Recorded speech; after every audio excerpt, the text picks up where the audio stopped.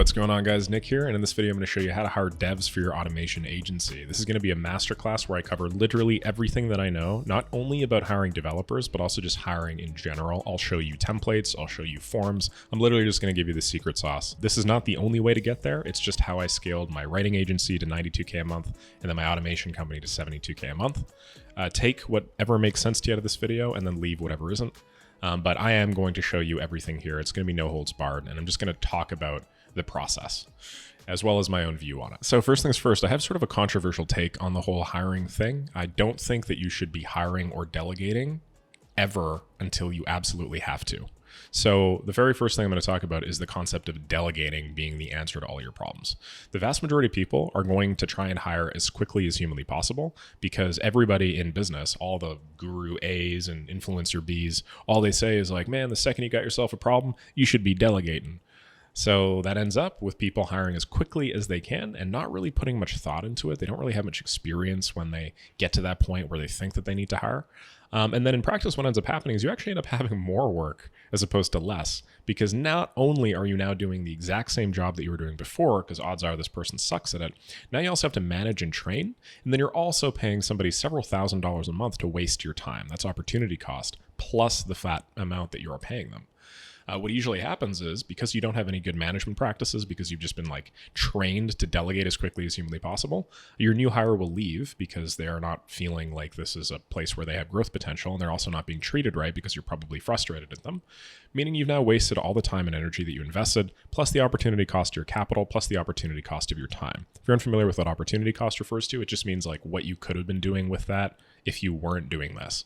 So the opportunity cost of your capital means I wonder what else I could have been doing with the $3,000 a month that I was paying this person to be my junior developer.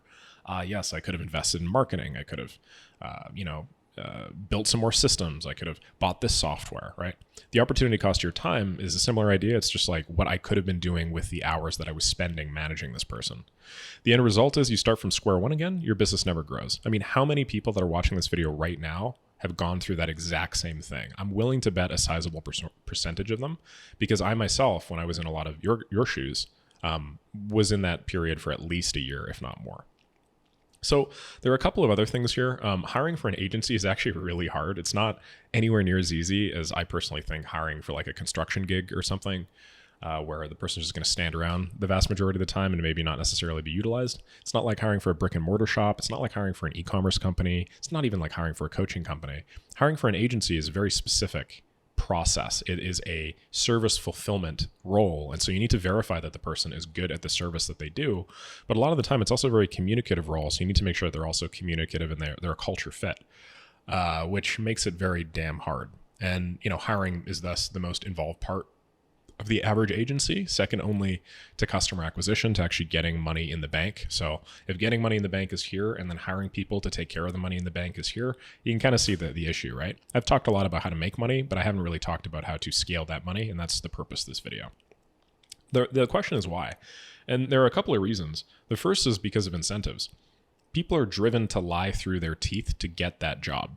And it's just how the modern hiring and application process works. Many of you have applied for jobs before, and you've probably either lied through your teeth or grossly exaggerated your performance or position. It's simply how economic incentives work, and I'm not making a moral judgment on it. I'm simply saying that the vast majority of people that are going to apply for your job are going to grossly exaggerate their qualities and their capabilities, which makes it very difficult to take a resume or a CV or even a video application at face value. Resumes tell you jack shit. They basically tell you nothing. There's just a list of places that people have worked at and just stuff that they've made up, to be completely honest. I'm saying this because I've hired for agencies, which are a particular price point. Maybe if you're in the software dev world or in a very particular niche or something like that, you can expect some more integrity, but you definitely can't in the agency world. It's a very, very big world. There are, millions, not tens, if not hundreds of millions of people that are working in it. And so that high competition tends to drown out any honesty and incentive to care about your reputation. The other thing is that interviews, aka the way that most people approach, job hunting and that sort of thing, are very deceptive. They're not usually an indicator of a good fit. They're just an indicator on whether or not a person can tell you that they're a good fit, which is certainly a skill in and of itself if you're hiring for a sales role, but it doesn't really mean that much if you're just hiring for your agency. I'm gonna walk through all of this in a moment. talk the talk versus walk the walk, right? Somebody talking about what they can do is very different from them actually doing it. And then, yeah, in order to do hiring well, you do need to put a lot of thought into it. It's not something you can solve in 5 minutes with an Upwork job post. I've tried to solve this problem in 5 minutes with an Upwork job post hundreds of times. It does not work. You need to spend time and energy thinking about what you're going to do before you do it. There's a 1% chance that you will find somebody exceptional enough that they will build their own structure. So you need to build a structure for them. And I'll show you how in this video. I'll show you the forms that I use and that sort of thing. So this takes me to one of my main concepts here, and this really is the controversial part, is that you should hire last. You shouldn't hire first. Most people think you should hire first. I highly disagree. You should hire last. Don't hire until you absolutely have to, until you've explored literally every other option that you have, because odds are hiring a person isn't actually like the highest ROI decision that you can make in a particular time. The number one reason why people will hire is because they cannot any longer reasonably fulfill the work that they're promising to clients on time. And if you're suffering from this problem, there are a variety of other ways you could solve it without bringing in that additional complexity into your organization. And then you can set it up so that when you do hire somebody, they end up being a lot more effective. What do I mean? Let's say I'm agency owner A and I'm at $12,000 a month and I'm super excited, but I'm finding I'm buried under a mountain of work and some client obligations are falling through and I've received some grumblings and some frustration in the last month. I'm thinking, damn man, I got to hire. I got to take some of this work off my plate so that I could focus more on that high ROI activity. Well, my recommendation to that agency owner, and I've made this a million times, is don't hire. Instead, try productizing your service. Is your service as simple and straightforward as humanly possible to deliver? Is it basically the same thing every time? Or is it customized every single time you get a new project? Because if it's the same thing every time, it's not going to require anywhere near as much of your hours. And realistically, you could probably deliver the same thing that you're doing now 2 or 3 times as fast, meaning you have 2 or 3 times the capacity. Why deal with the hiring problem at $12,000 when you could deal with it at $30,000 instead? You'd probably be able to hire somebody better for more money, and you'd probably all just be a little bit better at business as well. Not to mention with a productized service, it's so much easier to hire people for it because all they need to do is basically be monkeys and just go down a list of steps, right? So don't do that until you've tried productizing your service. Don't do it until you've tried automating fulfillment. I mean, we're an automation agency, or, I'm talking about automation agencies. So we obviously have a leg up on this, but do you know how much of the average service agency's work can be automated? Like graphic design, you could automate 70% of the manual labor in that. The vast majority of people are doing like 17 steps in Figma to, I don't know, maybe they're doing website design, Figma to Webflow to, I don't know, some copywriter. Like you don't need anywhere near that many steps, and you can have AI do large portions of this work for you too, as long as you're careful about how you make it modular. So how much better would it be if you hired somebody on not to just do all of that work, but if you automated 80% of it first and then hired a person on to do the last 20%? Well, now they can do 5 times more work mathematically, right? If you haven't tried building a better project management process before you hire, you should definitely try that. If you haven't tried patching holes in your delivery, maybe it's not the best experience. Maybe some clients are falling through. And so because you're not getting as much retention, now you have to juggle more new clients, and that's what's leading to you being bottlenecked. Maybe you're just not targeting the right people to start with. Maybe if you found some nicer, easier, and better clients in a different audience, they'd be way less demanding and you yourself would be way less bottlenecked. So instead of capping out at 12K, maybe you can cap out at 20, 30, or 40K instead. You guys kind of see what I'm saying here? All of these steps that I'm talking about, they're delivering a higher ROI than just hiring. This might deliver a 30 times ROI. This might deliver a 15 times ROI. Maybe this delivers a 15 times ROI. This might do like a 25 times ROI. Hiring is not going to give you that much of an ROI. Hiring could realistically probably give you like a 5 times ROI. So do everything that you can before you hire, because hiring should be relatively low on the priority list if you're a competent and capable service professional. Once you've done all of these steps and then you're ready to hire, well, now you have systems, which lets you hire the right person for less because more of their intellectual capacity is no longer them. It's like in the system that you built, which you've done ahead of time. And then it also allows them to do their job better, faster, and then they can do more of it as well. Or you could, as I mentioned earlier, just hire a better person now because you have all these systems, you can afford more, and maybe this person now, instead of just doing the job, can actually be like more of a partner sort of role. Maybe they can work with you to improve or business develop. Okay, so that's my whole philosophy on hiring last as opposed to first. You have to be very good at what you're doing, of course, and I consider myself very good at what I'm doing, which is why this has worked for me. If you're not, you either got to brush up your skills or maybe hire a little faster. But I would highly encourage you guys go through that list before you do any sort of hiring. Assuming that we now are actually hiring though, how do we actually go about hiring the most effective way possible? Well, I've hired several hundred people at this point. I've also fired basically several hundred people at this point. The only way that I've found to evaluate how somebody will do at your job and have that be a very good litmus test of whether they're going to do your job well is to actually have them do your job. Like to actually have them go through and do the thing that you are going to be paying them to do, assuming that everything works out. Everything else is just noise. It's just bullshit. Interviews, total bullshit. I would only ever have an interview if I've already decided to hire somebody and I'm just looking to make sure they're not like a sociopathic serial killer that's going to murder my cat or something. Of course, if something doesn't add up, don't hire.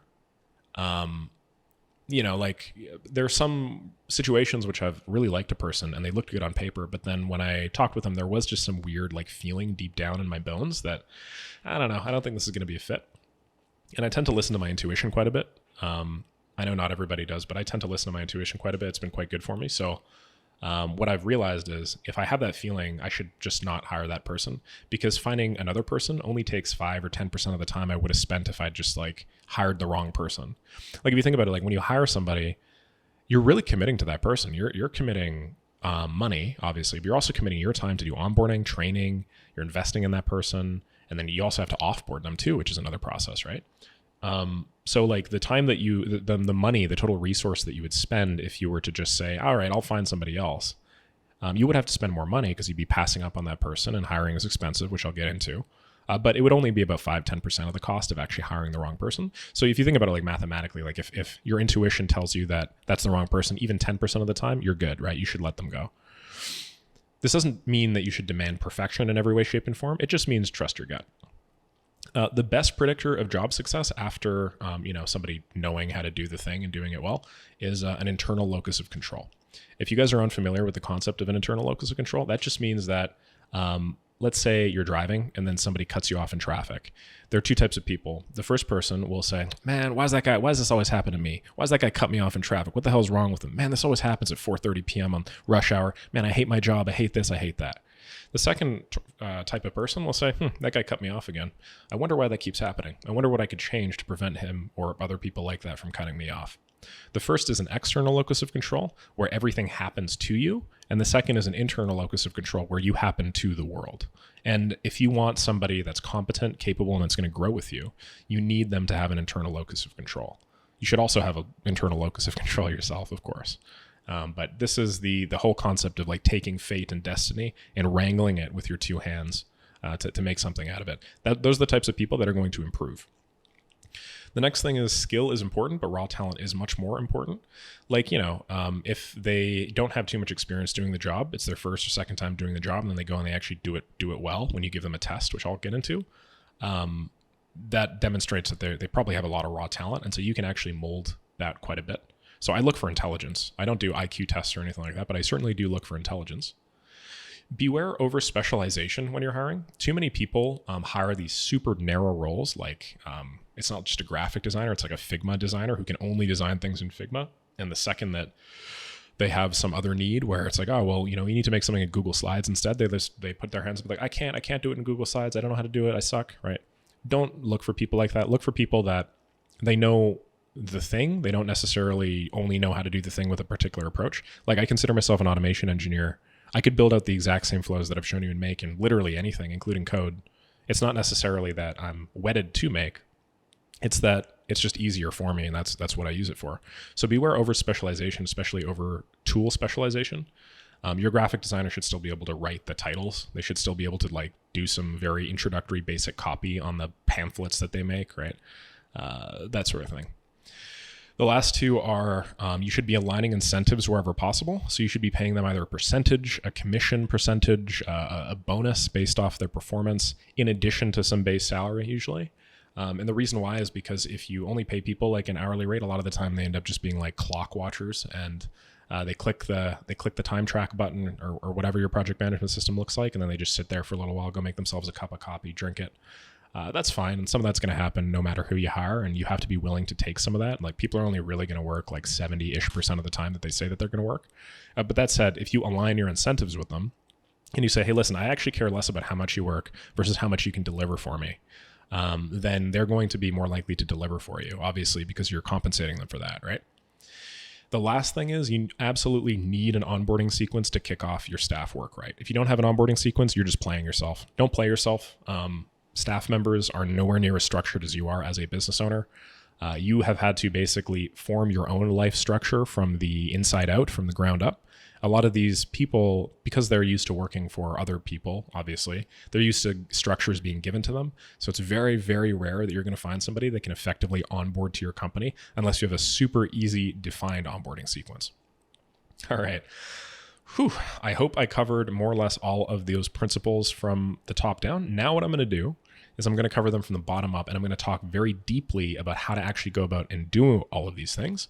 And then after, I'm actually going to show you how I verify all this information, as well as what my own hiring pipeline looks like, both at Left Click, which is my automation agency, and 1 Second Copy, which is my content writing agency. As I told you, I'm just going to give you guys everything here. So let's just talk about each of these points in a little more detail.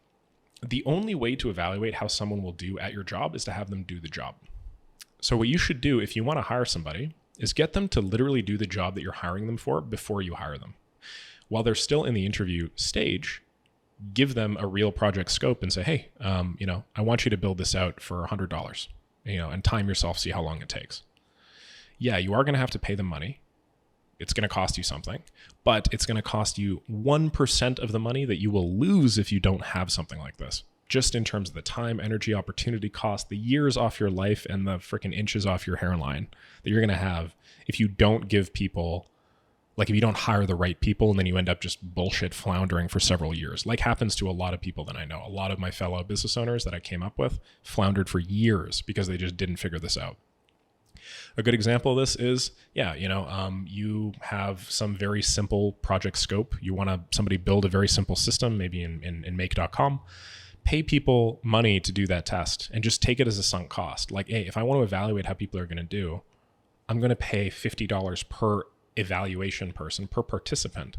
And then maybe 1 in 4 of those participants are going to do it right. So really, I'm only paying $200 to hire somebody. That $200 is saving me $15,000 over the course of the next 6 months. Take a real project scope from a client, omit the names, obviously, be privacy conscious, give it to them, have them recreate it. All they need to do is insert their time and then maybe ask them a brief retrospective in the form like, hey, how did you do? Have them add their payment info, PayPal, Wise.com, whatever. You're going to get dozens of hours saved. They're going to get a little job. It's going to be a win-win. They might even be able to use it in their portfolio. I don't know.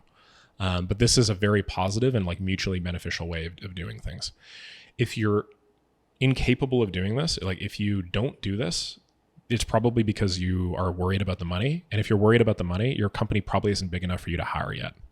So just keep that in mind. If you're looking at this and you're saying, fuck man, $50 per test, maybe if I do 10 tests a month, that's $500. I don't know if I can afford it. I hate to break it to you, but you probably haven't done everything that you can before you hire. Because the vast majority of even freelancers, even before you have a second person in your company, can easily do $10,000 a month or more, with the right systems. I got all the way up to, I think like solo, I've probably done at least $40,000, $50,000 a month. But that's because I'm in automation, which is super high leverage. Okay, so the next is interviews are obviously mostly bullshit. Only have one if you've already decided to hire them.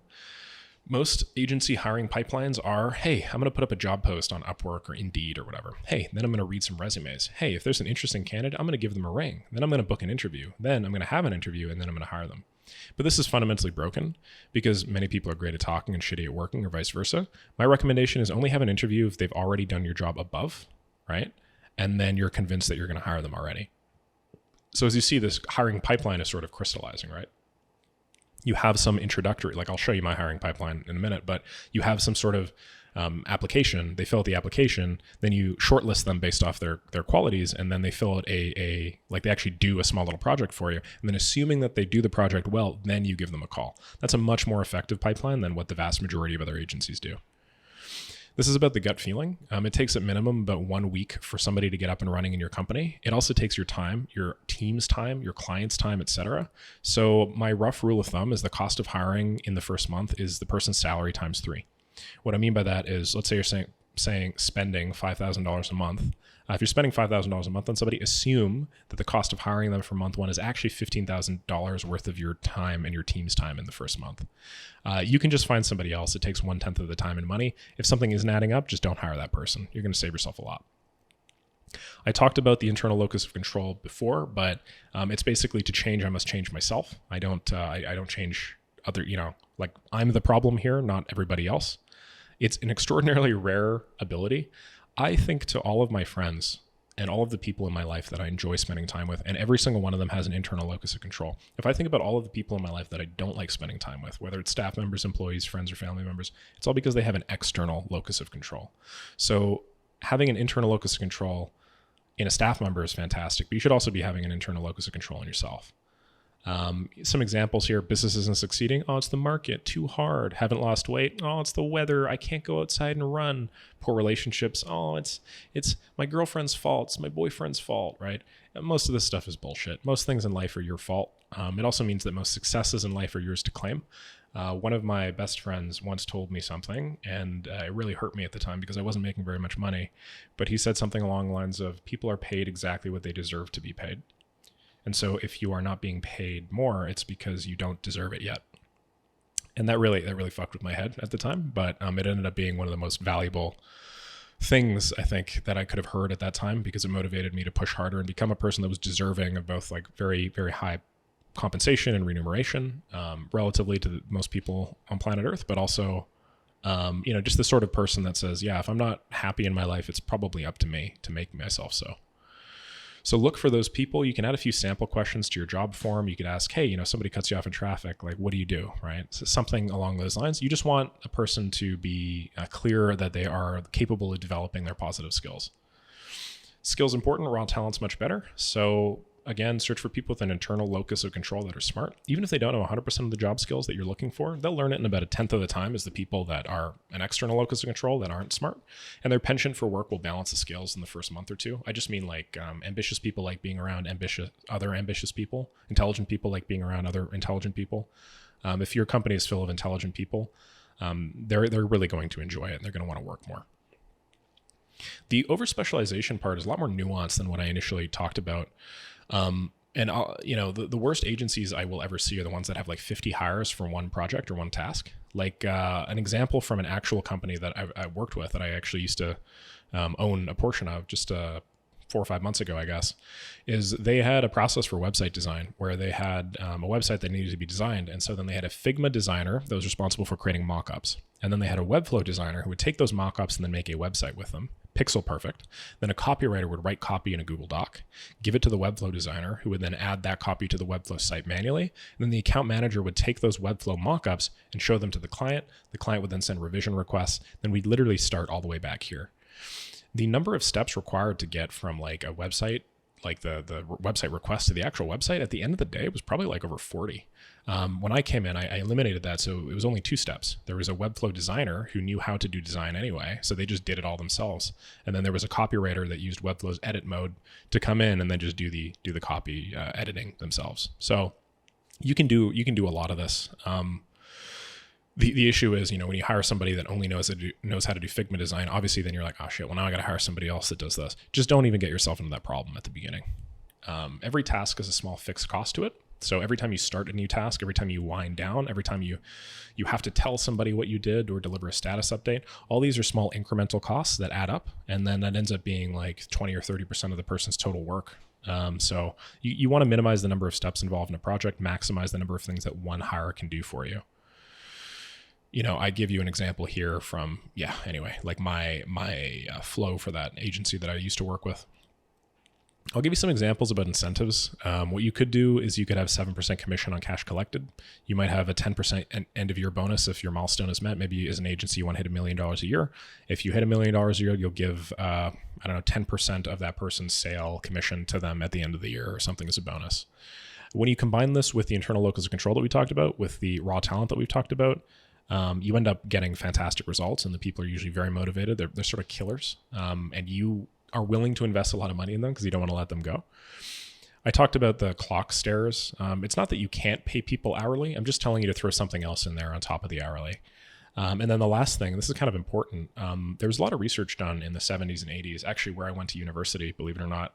They were like super famous for all of their rat behavioral tests. But it showed the influence of variable reward or variable incentive bonuses on performance and on motivation and on, I think even like, I don't know, like cognitive, I don't know the term, but the ability to complete a task. When you give somebody steady increases in some stimulus versus if you give them a variable increase in some stimulus, some positive stimulus. And they found that when you give variable increases in a stimulus, performance was like night and day better. So it's a variable incentive that tends to perform the best. What I mean by that is instead of raising their base salary by $1 every year or something that they're with you, just start giving them variable incentive bonuses like 10% end of year bonus, 7% commission on cash collected, some additional performance thing that you throw in maybe every quarter, some competition, something like that. There's a reason why so many companies do it, and they can be very, very powerful. Okay, so let's actually talk about this onboarding sequence here, and then let's actually cover my own step-by-step hiring process. So just like you onboard clients, like if you run an automation agency or really any agency, and then you bring new clients on, and you have some defined sequence with a kickoff call and some documents that you ask them for and all that stuff, you actually need to onboard your new staff members as well. What this means in practice, and a lot of people talk about this, but they don't actually show what it means. What this means is you need to have a documentation hub. You need to have defined daily tasks for the first 7 to 14 days. Then you need to have a clear organization chart, and the person needs to know who they're reporting to or talking to. There is no better time to set expectations high and then kick off a new hire with this. This is the highest point of leverage in the entire hiring process, that initial onboarding sequence, because you've already found somebody that you think is good. Maybe they're 90% of the way there. If you do this right, you can get them like 150% of the way there. You can multiply what they're capable of doing, what they believe themselves are capable of doing, how long they stay with your company. If you give them a good experience in those first 2 weeks, they're going to be with you for a very long time. So, with the 3 things that I mentioned here above, what an example might be is you might have a ClickUp documentation hub that welcomes the team member, gets everything they need to be paid. So you get their payment info, maybe their direct deposit form, whatever. Then you have a list of SOPs and all the tasks that they're going to be doing. And then you have a simple daily schedule over the course of the next 7 to 14 days to ease them into the week, as well as specific contacts that they can and should reach out to for assistance or questions. You assign them a mentor, a buddy, whatever you want to call it. They do some shadowing. They sort of increase in job duties and responsibilities until they're fully on their own a couple weeks in. A way to be clever and sneaky about this too, which will save you a little bit of money, is position this as their onboarding trial or their onboarding sequence or their trial period. I don't like using the word probationary personally, but it's basically what it is. Because at the end of that 14-day sequence, you then have a very defined start and finish time to be able to say, hey, listen, I don't think this is working out. And then you can let them go gracefully. This minimizes how long you need to hire or have shitty hires on for. And then as a team, you guys can all sort of like make a decision after the 7 or 14-day sequence, however long you want to make it. So this ends up being one of the more positive ways to save money on the hiring process and just ensure you don't end up in this big loop of bullshit. All right, so let me actually cover my step-by-step hiring process, and then I'll show you a bunch of my forms.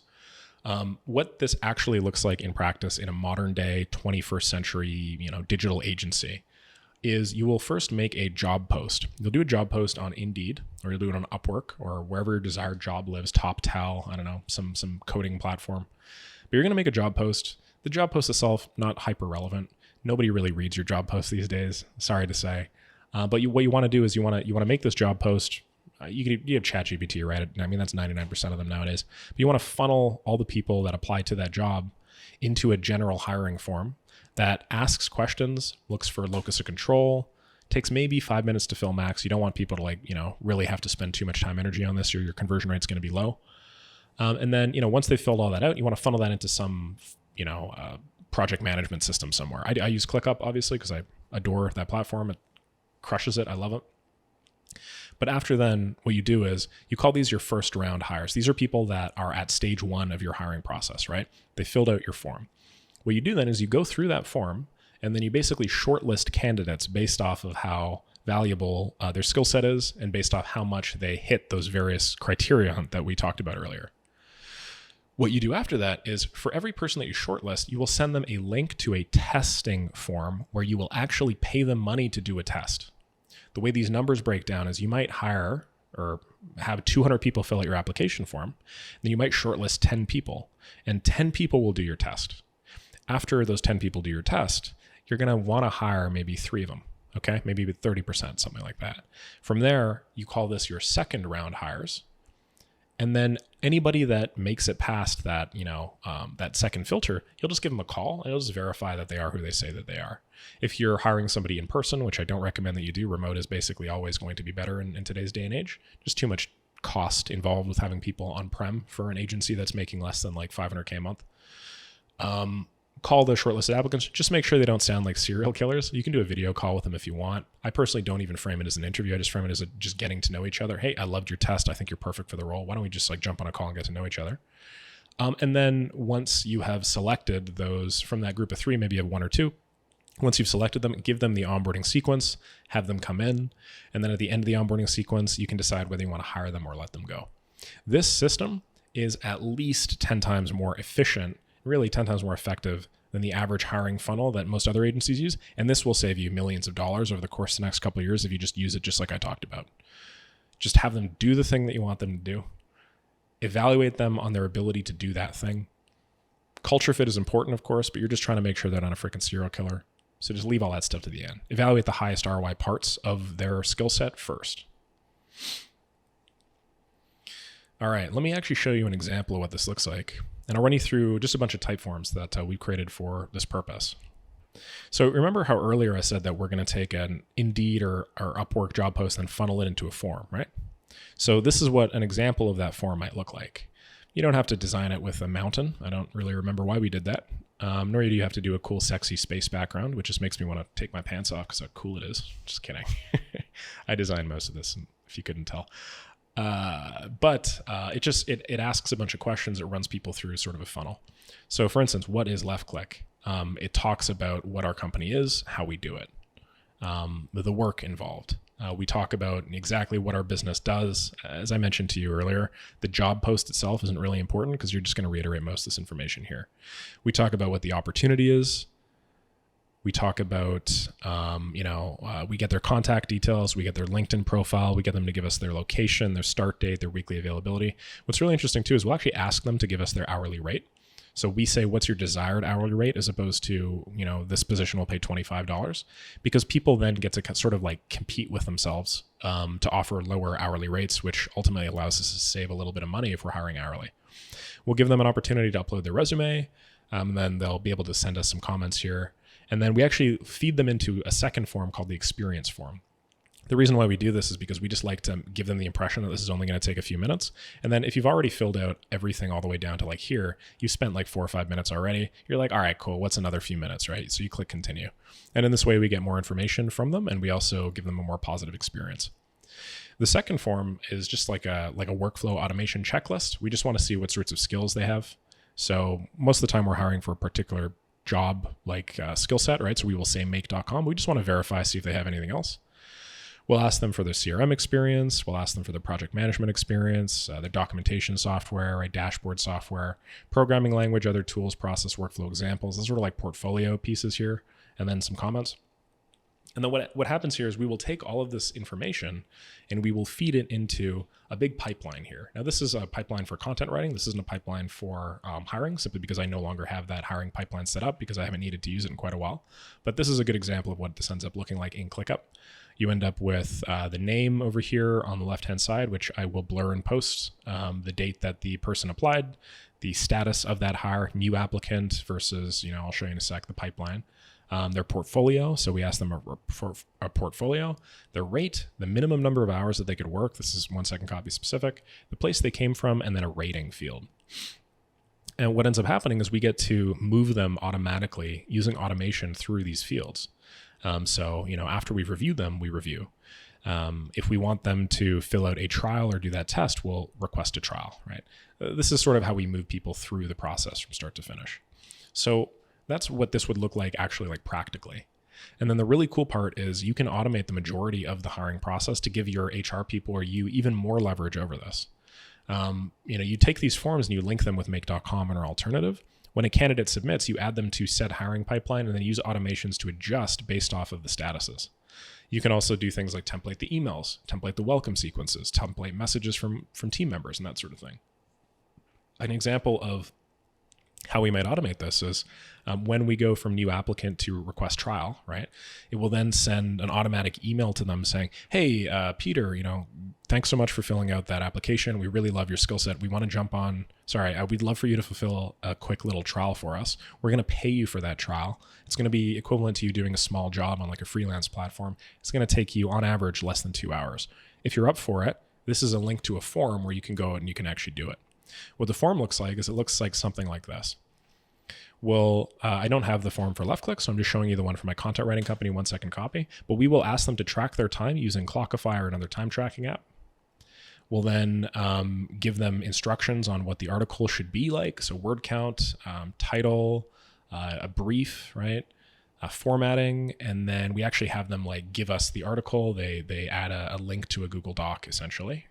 And then, that's sort of how we take them to the next step. And then what ends up happening in the hiring pipeline here is you see the request trial is done, and that moves them to review trial. And then somebody in our team just marks them yes or no. And then if it's a yes, then they move to onboarding. What happens once they're being onboarded, we will send them a welcome email, welcoming them to the business, giving them a link to a Slack. They'll accept the Slack link. And when that happens, we have an automation that will add them to an onboarding channel and then automatically send them like 4 or 5 messages, all from different team members, just welcoming them to the team. Like I'll say, hey, thanks so much for joining. Really looking forward to having you. My partner will say, hey, I saw your trial. I thought it was great. Our manager will say, hey, super looking forward to having you on the team. We've been needing somebody with your skill set for a while. And basically you just give them a huge hit of dopamine in the first like few minutes of them joining, which is obviously super valuable. There's more that I could say about this process. We have a couple of additional forms. Like we'll do a daily stand-up for their first 7 to 14 days where they'll fill it out. They'll figure out, they'll let us know what they worked on yesterday, what they're working on today, whether or not there are any blockers. And then we'll also like ask them for their payment information and stuff like that using a form. But I think most of that is self-explanatory. And if you guys are at this point, you probably get what I'm trying to say. The last thing is you could use AI hypothetically to check resumes, although I personally find all that stuff very silly. I don't really think that you should be using AI for a point of high leverage like this when a single shitty hire can cost you $10,000 or $15,000 a year. But yeah, is what it is. In terms of my closing thoughts, I have 3. The very first one is you should be hiring last, not first. The second thing is you should have people do the job that you're hiring them for in order to win your job. So before you hire somebody, actually have them do the thing that you're hiring them for. I know it sounds simple, but the vast majority of agencies don't do this, and that's why their hiring process sucks.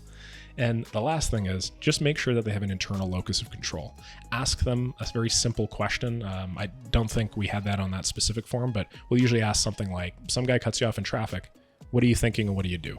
It's such a simple question, but it gives you a ton of insight into their mindset, how they deal with problems, and ultimately how they're going to work with you and your company, who realistically should be full of high leverage, internal locus of control people anyway.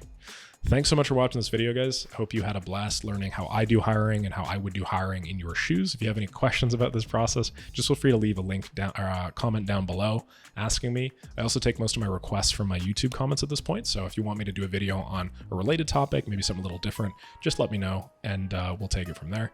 Otherwise, like, subscribe, do all that fun YouTube stuff, and I'll catch y'all in the next video. Peace.